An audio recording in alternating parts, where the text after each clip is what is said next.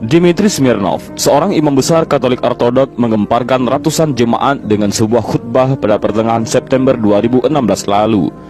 Dalam khutbahnya, Dmitry Smirnov mengatakan bahwa masa depan Rusia akan menjadi milik pemeluk Islam.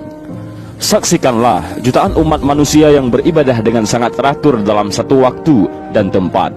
Mereka menepati shaf mereka masing-masing, dan hal itu tidak perlu diajarkan. Mereka berbaris dengan tertib tanpa harus diperintahkan. Lalu di mana kalian melihat penganut agama Kristen di seluruh dunia bisa beribadah bersama? Dan hal itu sama sekali tidak ada dalam Kristen. Kalian tidak akan pernah melihatnya, ujar imam besar Katolik Ortodok di depan ratusan ribu jemaatnya. Lihatlah mereka, kaum muslimin kerap membantu dengan sukarela tanpa berharap imbalan. Tapi pemeluk Kristen malah sebaliknya. Kalian tanyakan pada wanita tua itu, katanya sambil menunjuk wanita lumpuh yang berada di gerejanya. Sang imam besar Katolik Ortodok itu mengatakan bahwa wanita tua itu mengaku setiap kali ke gereja di Moskow, wanita itu kerap mendapat jasa transportasi dari seorang pengemudi muslim.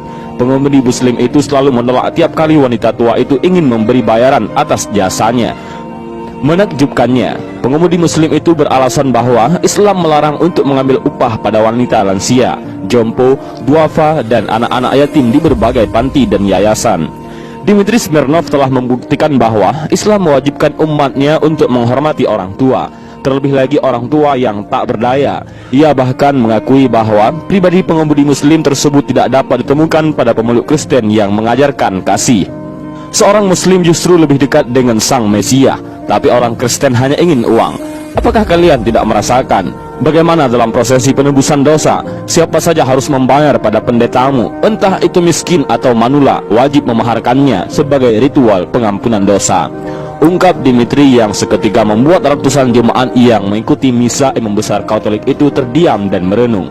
Dia mengatakan, seorang muslim tidak tertarik untuk mengambil upah pada orang-orang lansia. Mereka begitu ikhlas dengan sukarela membawakan barang-barang serta belanjaan wanita tua sampai wanita tua itu hendak berdoa ke gereja.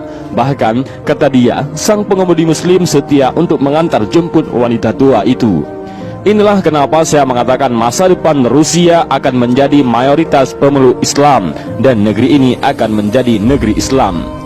Lanjutnya dalam khutbah, menurutnya, tuduhan teroris yang kerap dialamatkan kepada agama Islam hanyalah isu belaka. Sebab, kata dia, kenyataannya umat Islam sangat mengedepankan etika dan kesopanan.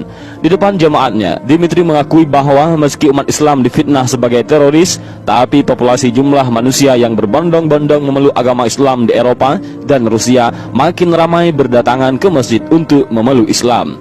Karena mu'alaf tahu betul bahwa Islam tidak sekejam yang dunia tuduhkan, lanjut Dmitry Smirnov. Dmitry melanjutkan bahwa sekarang dan selamanya masa depan Rusia akan menjadi milik umat Islam, mengingat populasi muslim di Rusia sudah mencapai 23 juta, sementara pemeluk Kristen mengalami penurunan hingga 18 juta, sedangkan sisanya masih menganut komunis. Ini sebuah fakta bahwa Islam sekarang menjadi agama terbesar di Rusia, ungkap Dmitry Smirnov. Kemudian, sang pendeta mengakhiri khutbahnya dan turun dari mimbar dengan berurai air mata, sambil meninggalkan jemaatnya yang masih terpaku dan haru. Mereka tak pernah menyangka seorang imam besar Katolik bisa mengagungkan orang muslim. Sebahagian jemaat ada yang menangis menyadari bahwa ajaran Islam ternyata berbudi luhur dan Islam tidak layak disebut sebagai teroris. Dan inilah sedikit penjelasan tentang Dmitry Smirnov, imam besar Katolik yang mengakui tentang Islam. Mudah-mudahan kisah singkat ini bermanfaat.